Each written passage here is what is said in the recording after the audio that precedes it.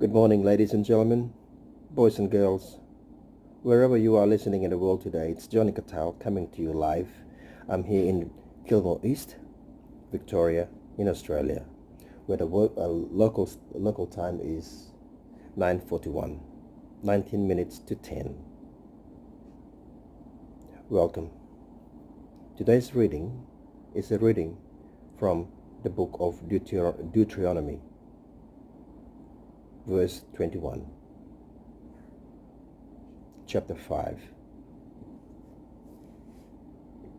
You shall not covet your neighbor's wife is the theme for today's reading. Sexuality is one of the most complex but also wonderful of God's gifts. Sexuality involves our whole being. The ninth commandment may originate in an ancient time and place, but it shows an awareness of the role of the imagination in sexuality, which is often mistakenly regarded as a modern insight. We live in a visual culture. Most of the stimulation that comes from our environment comes through our eyes. Many of the expectations of a healthy sexual life which we grow up with are fed through visual advertising. The problem is that sometimes we start to look at real people as though they are billboard images, turning them into objects. God delights in our imagination. This commandment is an invitation to us to use our imaginations in humane and respectful ways. It is also an invitation to make our home and find life in a reality to which we are committed, not some substitute fantasy. In the Catechism of the Catholic Church, number 2337, states, and I quote, "Sexuality in which a person's belonging to the bodily and biological world is expressed becomes personal and truly human when it is integrated into the relationship of one person to another in a complete and lifelong mutual gift of a man and a woman."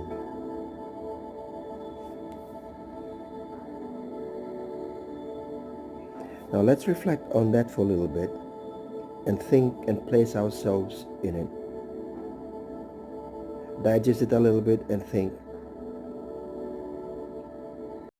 So much of this notion and of this gift of God is misinterpreted, especially in the new generation, and some old as well.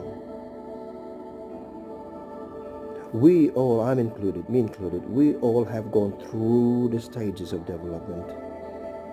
We have misconception of what sexuality is. We have temptations, of course, everybody has. But we are stronger as we grow intellectually, spiritually, holistically, to understand what it is really is a gift from God.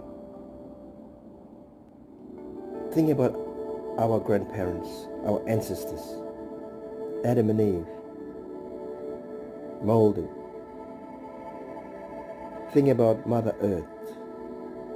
Think about the animals. Think about the creatures of the earth. The whole circle of life evolves.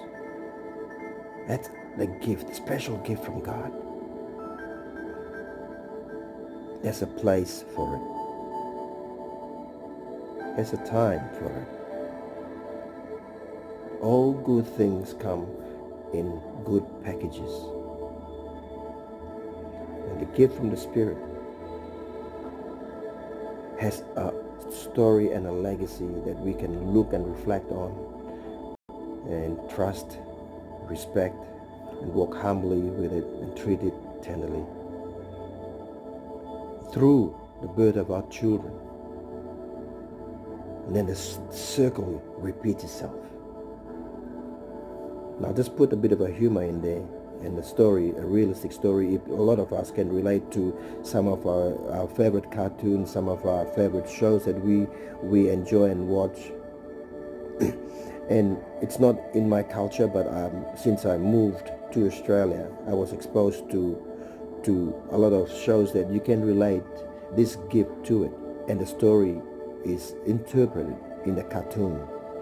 And I recall, if you can think about Simba, the Lion King movie,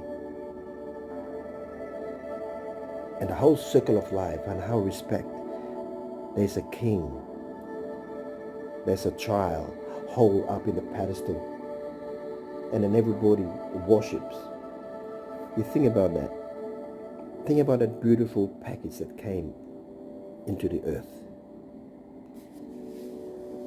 We all must understand and respect that sexuality is also wonderful, and it's one of God's gifts to humanity. So with that, I'll let you go in peace, and thank you for coming on board and walking this story with me.